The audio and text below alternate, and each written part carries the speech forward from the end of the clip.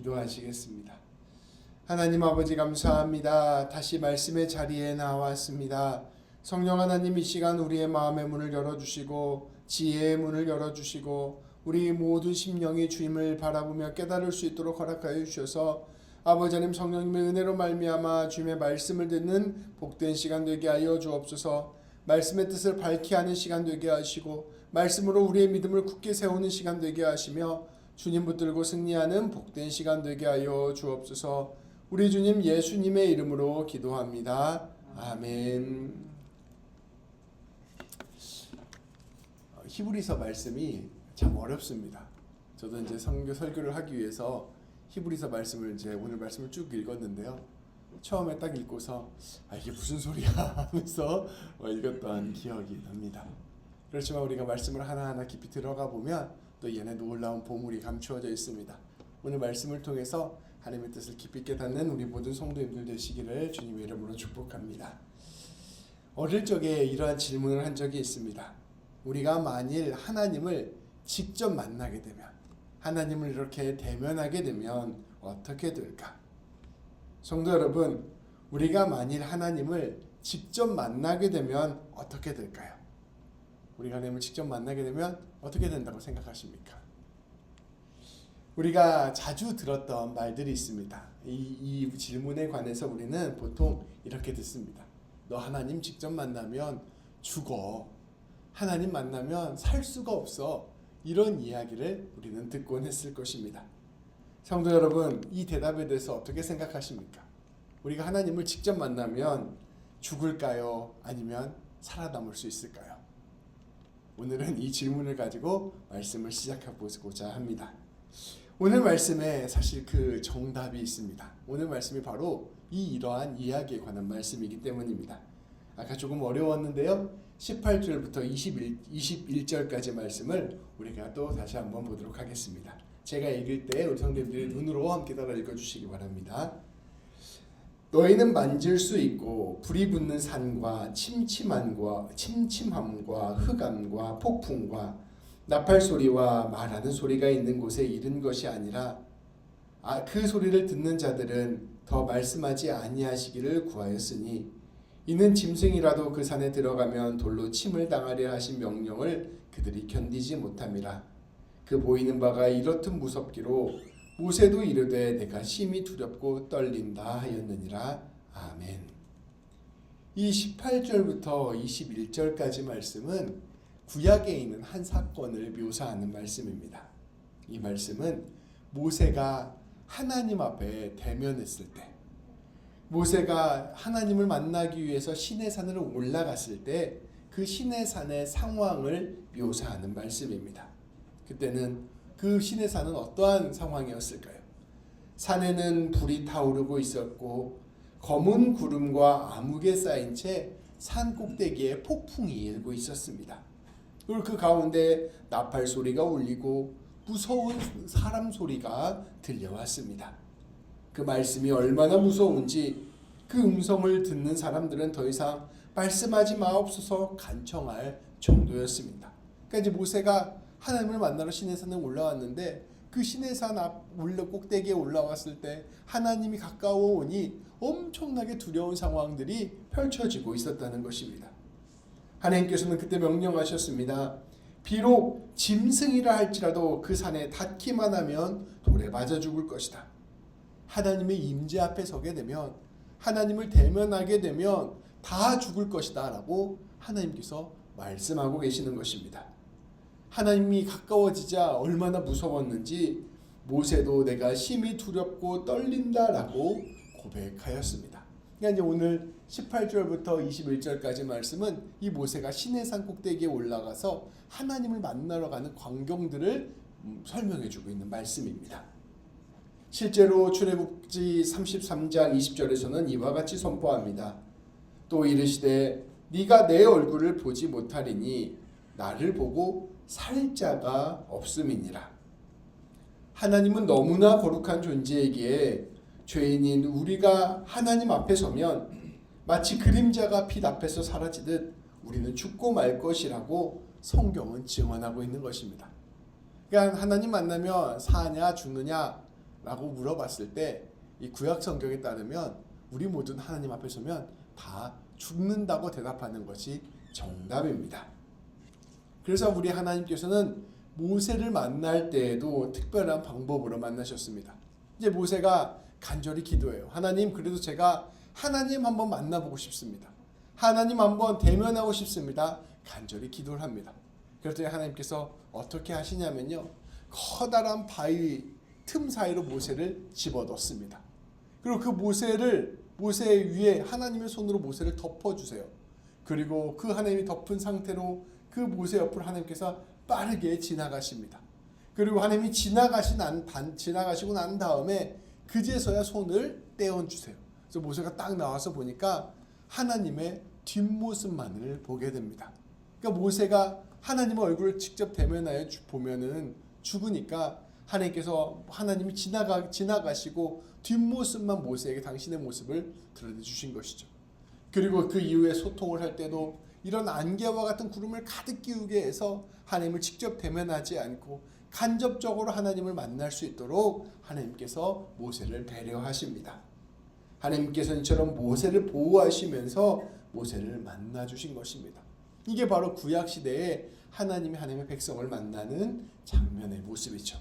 그런 모습들이 우리 앞서 말씀에서 18절부터 21절까지 말씀에서 표현된 것입니다. 그러니까 한마디로 말하면 히브리서 저자가 모세의 시대 때 시내산에서 모세가 하나님을 만난 걸 봐라. 그때 이렇게 두렵고 떨림 가운데서 하나님을 간접적으로 만나지 않았느냐 말씀하는 말씀이 바로 18절부터 21절까지 말씀입니다. 그런데 여기에서 놀라운 반전이 있습니다. 예수님이 오시기 전까지는 이렇게 하나님을 만나면 죽는 것이었는데 예수님께서 오시고 난 후에는 예수님을 믿는 자마다 하나님을 만날 수 있게 되었다고 말씀을 선포하고 있는 것입니다.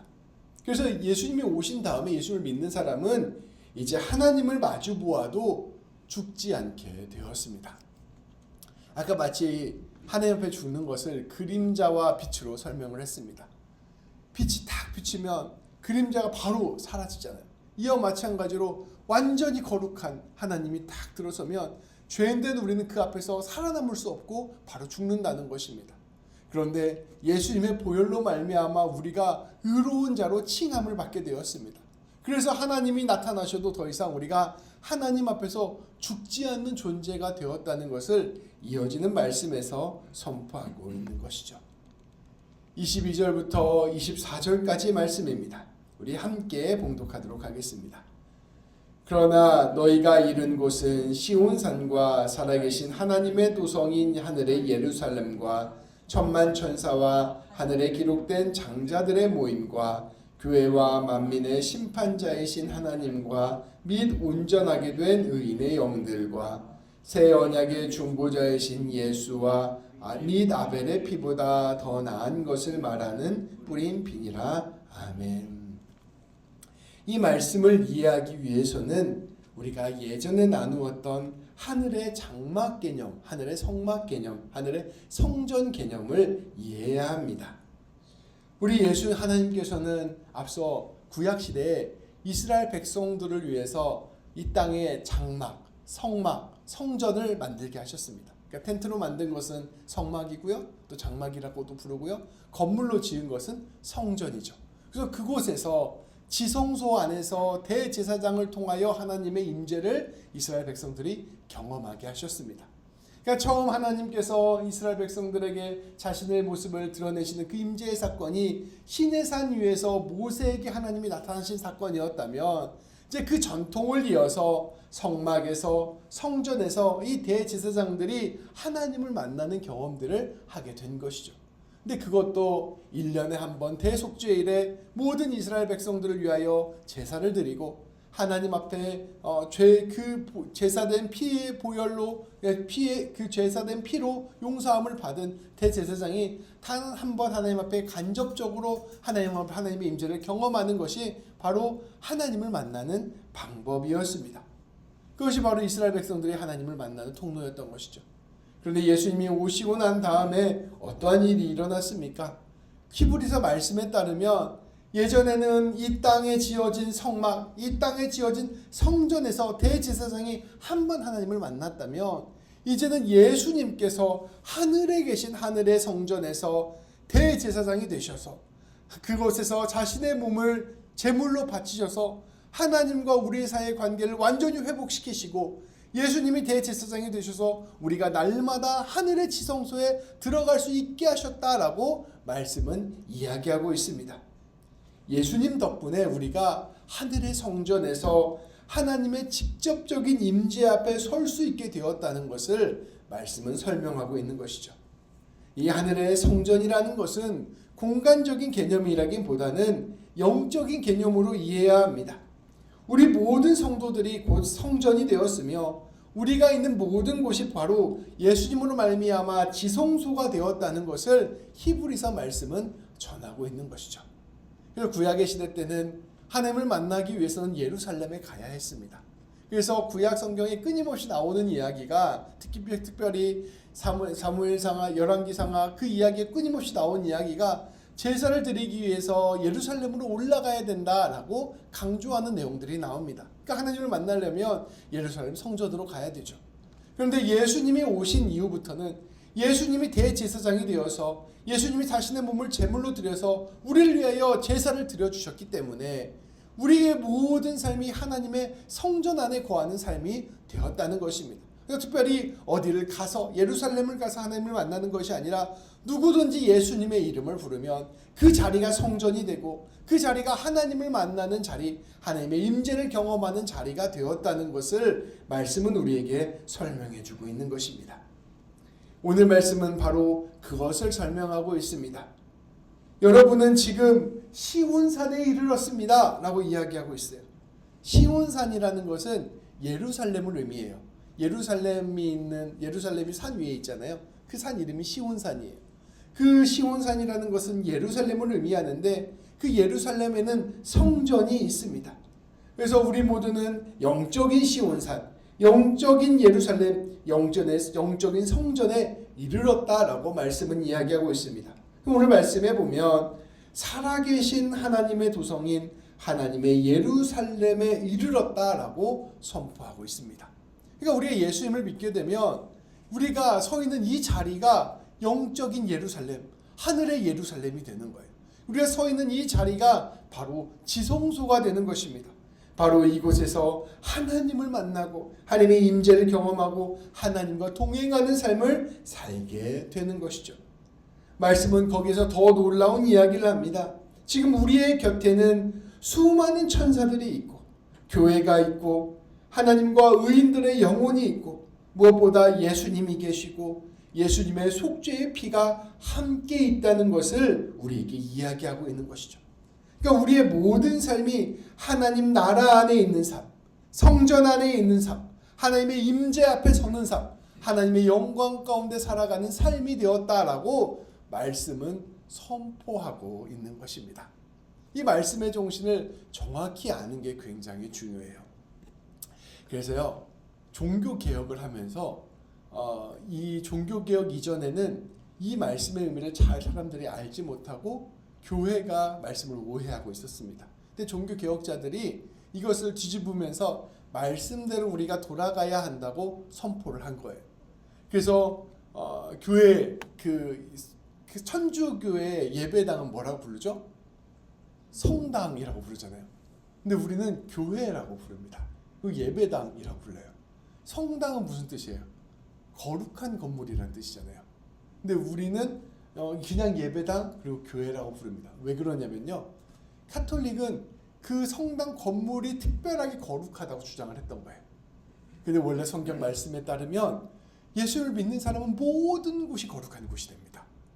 우리는 특별히 거룩한 곳이 따로 있는 곳이 아니라 내가 서 있는 이 땅이 하나님이 계시는 땅이기 때문에, 이 땅이 곧 하나님의 성전이기 때문에 우리가 서 있는 이 모든 땅이 거룩한 땅이 되는 거예요. 그래서 성지순례라는 말도 원래 기독교 말씀으로 따지면 좋은 말이 아니에요. 적절한 말이 아니에요. 정확한 말은 기독교 유적지 탐방 이렇게 얘기해야 됩니다. 왜냐하면 성지는 모든 곳이 성지입니다. 모든 곳이 거룩한 땅이 되는 것이죠. 성직자라고 부릅니다. 성도 여러분, 성직자 들어보셨죠? 제가 성직자입니까? 아닙니까? 제가 성직자죠. 근데 우리 성도님들도 다 성직자입니다. 이 개념을 알아야 돼요. 카톨릭에서는 사제들만 성직자예요. 왜냐하면 그 사람들만 거룩한 직업이라고 생각하고 나머지는 평신도라고 불렀습니다. 근데 원래 개신교 우리 전통에서는요, 모든 사람이 거룩한 사람, 모든 일이 거룩한 일이 되는 거예요. 왜냐하면 우리가 속한 모든 삶의 자리에서, 가정에서, 일터에서, 모든 삶의 자리에서 우리가 하는 모든 일이 하나님의 성전 안에서 일하는 일이기 때문이에요. 모든 일이 하나님과 동행하는 일이기 때문이에요. 오늘 말씀에 따르면 하나님과 예수님과 교회와 모든 성도가 함께 일하는 일이라고 이야기하고 있는 것입니다. 그래서 우리 개신교 전통에서 말씀에 따라 고백하는 것은요, 모든 성도님들이 다 성직자입니다. 그래서 저도 성직자지만 모두가 성직자라고 이야기하는 게 우리 말씀에 따른 바른 고백입니다. 이와 마찬가지로 특별한 무언가에만 거룩함이 있는 것이 아니라 바로 우리의 모든 삶, 우리의 모든 시간, 우리의 모든 장소가 하나님 앞에 선, 하나님과 이 하나님의 임재 앞에 선 거룩한 일이라는 것, 거룩한 삶이라는 것을 고백하는 것이 바로 오늘 말씀이 이야기하는 핵심 가르침이라는 것이죠. 네가 서 있는 그 땅이 바로 시온산이다. 모세가 시내산에서 하나님을 간접적으로 만났던 것처럼 이제는 너희가 예수님 안에서 하나님을 시온산에서 직접적으로 만나고 있다. 시온산이라는 곳은 다른 곳이 아니라 바로 네가 서 있는 곳이다 라고 말씀을 선포하고 있는 것입니다. 성도 여러분, 이 놀라운 신비를 느끼고 계십니까? 우리가 구약의 시대 때는 하나님 앞에 서면 다 죽는다고 했어요. 근데 놀랍게도 예수님 안에서 우리는 이렇게 고백합니다. 우리 성도님들 앞에 지금 하나님이 서 계십니다. 마틴 루터는 이렇게 이야기했어요. 하나님이 내 앞에도 계시고 내 뒤에도 계시고 내 위에도 계시고 내 아래에도 계시고 내 마음속에도 계신다. 그러니까 우리가 완전히 하나님 앞에 서 있는 것이죠. 천군 천사가 우리 성도님들을 두르고 있습니다. 온 교회와 성도들이 성도님들과 함께하고 있습니다. 다시 말하면 하나님의 나라가 성도님의 삶 가운데 가득하다는 것입니다.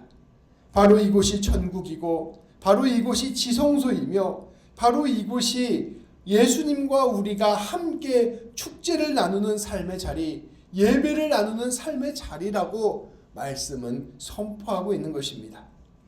히브리서 말씀은 이것을 깨달으라 우리에게 이야기하는 것이죠. 굉장히 아름다운 이야기죠. 우리가 어디에 있든지 무엇을 하든지 그것이 바로 천국이라는 것을 오늘 말씀은 이야기하고 있는 것입니다. 더 나아가 오늘 말씀은 한 가지 더 놀라운 말씀을 전합니다. 26절부터 29절까지의 말씀입니다. 제가 먼저 읽겠습니다. 한 절씩 교독하겠습니다. 그때에는 그 소리가 땅을 진동하였거니와 이제는 약속하여 이르시되 내가 또 한 번 땅만 아니라 하늘도 진동하리라 하셨느니라. 진동하지 아니하는 것을 영존하게 하기 위하여 진동할 것들 곧 만드신 것들이 분통될 것을 나타내시리라. 그러므로 우리가 흔들리지 않는 나라를 받았은즉 은혜를 받자. 이로 말미암아 경건함과 두려움으로 하나님을 기쁘시게 섬길지니. 아멘. 자, 앞서 말씀드린 거는 두 가지죠. 하나는 모세가 하나님을 만났을 때 하나님을 만나면 죽기 때문에 두려움으로 하나님 앞에 섰었다. 그런데 두 번째는 우리가 예수님을 통하여 우리가 이제 하나님 앞에 설 수 있게 되었다. 모세는 시내산에서 하나님을 두려움으로 간접적으로 만났지만 우리는 이제 예수님으로 말미암아 시온산에 서서 매 순간 하나님을 만나게 되었다. 우리의 모든 삶이 하나님의 은혜로 예수님의 보혈로 가득한 삶이 되었다라고 이야기하고 있습니다. 그러니까 이제 앞선 말씀은 과거에 있었던 일, 두 번째 말씀은 현재 우리가 어떤 은혜 가운데 살아가는지를 이야기하는 것이죠. 근데 26절부터 29절 마지막 말씀은요. 마지막 때에 일어날 일들을 선포하고 있는 것입니다. 그때에는 그 소리가 땅을 진동하였거니와, 이제 이건요 모세가 구약의 시대에 하나님을 만났던 이야기입니다. 그러니까 하나님을 만나러 갈 때 온 세상이 진동하면서 하나님이 모세 앞에 잠시 드러내시기 위해서 온 시내산을 흔드시면서 잠깐 이 세상에 내려왔던 이야기를 26절 초반에 하고 있는 거예요. 그런데 이렇게 얘기합니다. 이제는 약속하여 이르시되 이대가 또 한 번 땅만 아니라 하늘도 진동하리라 하셨느니라 이야기하고 있습니다. 이건 뭐냐면요, 이제는 다시 온 땅뿐만 아니라 온 하늘을 진동하는 일이 일어날 것입니다 라고 말씀을 선포하는 것이죠. 온 땅과 온 하늘이 진동하는 일, 그것은 무엇을 의미하냐면요, 예수님께서 다시 오시는 날을 이야기하는 것입니다. 나팔 불 때 나의 이름, 이렇게 온 세상에 나팔이 불리며 우리 예수님께서 다시 내려오실 것을 이야기하는 것입니다. 그것을 우리에게 약속해 주셨다는 것입니다. 그런데 이 진동하는 것은 뭐냐면요, 진동하지 아니하는 것을 영존하게 하기 위하여 진동할 것들을 곧 만드실 것이 변동될 것을 나타내심이라 이렇게 말씀하는데요. 이게 무슨 말이냐면요, 이제 두 번째 일어날 예수님이 다시 오실 때 진동해서 흔들려서 없어질 것들이 있다는 거예요. 근데 그렇게 막 온 세상이 흔들리는데도 없어지지 않고 영원할 것이 있다는 것입니다. 무엇일까요? 흔들려서 없어질 것들은 바로 이 세상의 것들입니다. 이 세상의 피조세계들, 이 죄 많은 세상, 이 눈물 많은 세상이 흔들려서 없어져 예수님이 다시 오실 때 사라지게 될 것이라는 거예요. 그런데 영원히 남아있을 것이 있다는 것입니다. 그것은 무엇이냐면요, 예수님으로 말미암아 하나님과 더불어 살고 있는 이 하나님 나라, 이 하나님 나라는 영원히 있을 것이라는 것입니다. 그 예수님이 다시 오셨을 때 우리와 하나님과의 관계는 결코 끊어지지 않고, 우리 예수님께서 다시 오셨을 때 하나님께서 지금 이 순간에 우리에게 주신 그 하나님 나라라는 선물은 영원히 사라지지 않을 것이다 라고 말씀은 이야기하고 있는 것입니다. 그리고 더 놀라운 것은 예수님이 다시 오셨을 때 우리 예수님께서 새하늘과 새 땅을 다시 창조하시고, 우리가 살아있으면 살아있는 대로, 죽으면 다시 살게 하셔서 새로운 부활의 몸으로 우리를 새롭게 하시고, 그 새하늘과 새 땅에서 부활한 몸으로써 우리 하나님과 더불어 살아갔던 그 하나님 나라의 삶을 영원히 살게 하시겠다 말씀은 이야기하고 있는 것입니다.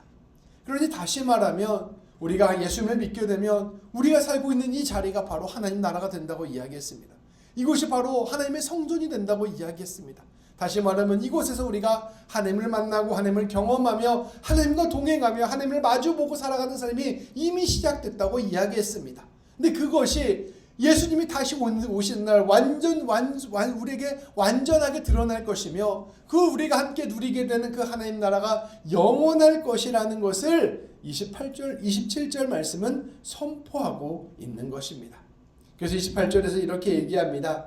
그러므로 우리가 흔들리지 않는 나라를 받았은즉, 다시 말하면 너희에게 이미 하나님 나라가 선물로 임하였다.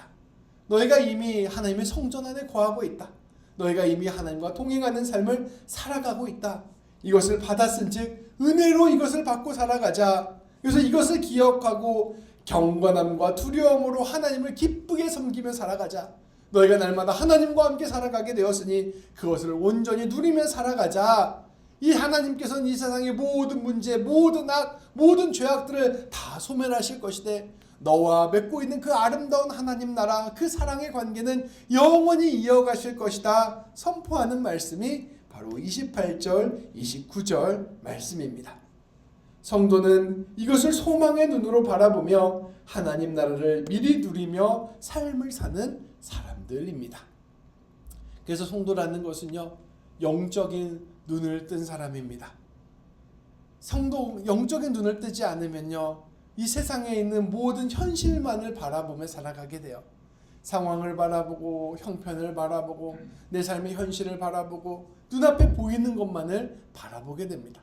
그런데 영적인 눈을 뜨게 되면요, 내 안에 가득한 주님의 은혜를 깨닫게 돼요. 주님의 사랑이 지금도 나를 감싸고 있음을 알게 됩니다. 하나님이 지금 나와 동행하고 계심을 경험하게 되고, 내가 살고 있는 이 지금 여기 이 자리가 바로 하나님께서 나에게 베풀어 주신 하나님 나라요, 하나님의 성전이요, 지극히 영광스러운 삶이라는 것을 알게 됩니다. 그래서 하는 영적인 눈을 뜬 사람은요, 특별한 사건이 일어나서 하나님께 감사하는 게 아니에요. 특별한 일이 있어서 하나님을 기뻐하는 게 아닙니다. 이미 나에게 다가오신 그 하나님 나라를 믿음의 눈으로 바라보면서 하나님 때문에 기뻐하고, 하나님 때문에 감사하고 하나님 때문에 영광을 돌리며 매일매일의 삶 가운데 주님이 주시는 힘으로 살아가는 놀라운 삶을 살게 되는 것입니다. 그리고 이 하나님께 주신 이 기쁨이 영원히 사라지지 않을 것을 신뢰하며 하나님과 한 걸음 한 걸음 주님 다시 오실 때까지 삶을 살아가는 것이 바로 성도의 삶이라는 것입니다. 이것을 아는 사람은 이제 놀라운 새로운 삶을 살아갑니다.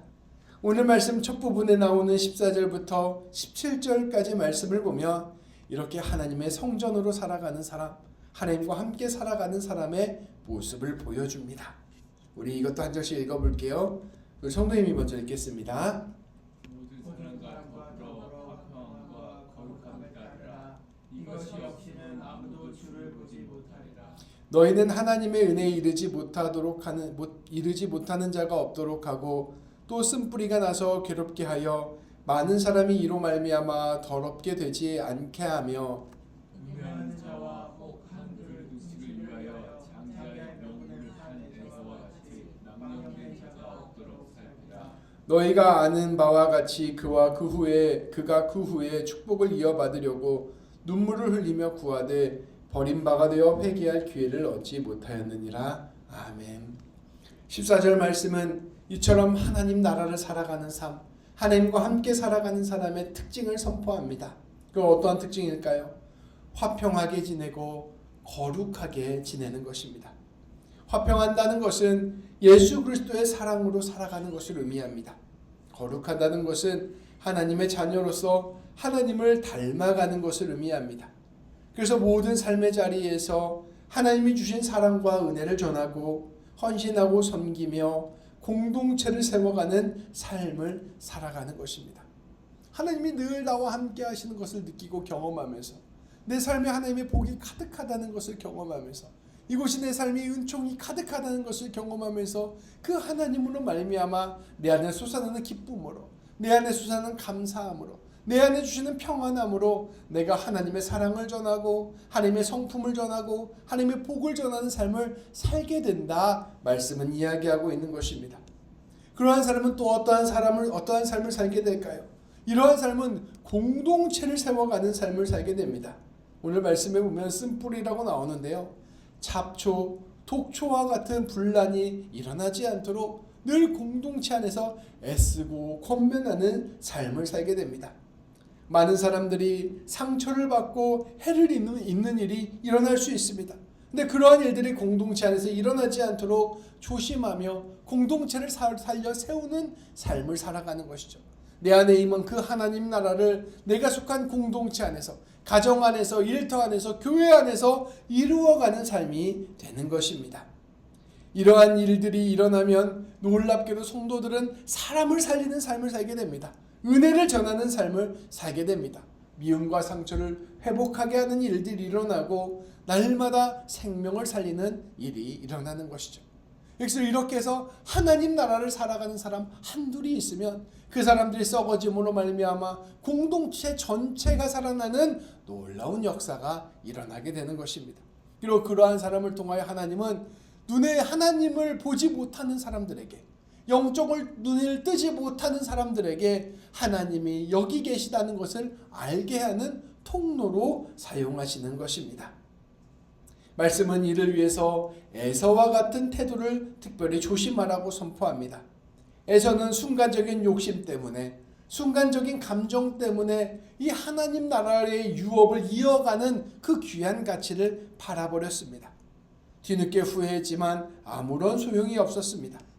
우리는 에서처럼 순간의 감정, 순간의 욕심, 순간의 이기심, 순간의 분노 때문에 이 귀한 것을 놓치는 어리석음을 범해서는 안 됩니다. 늘 하나님이 우리와 함께 하신다. 내 모든 삶이 지성소 안에 있는 삶이다.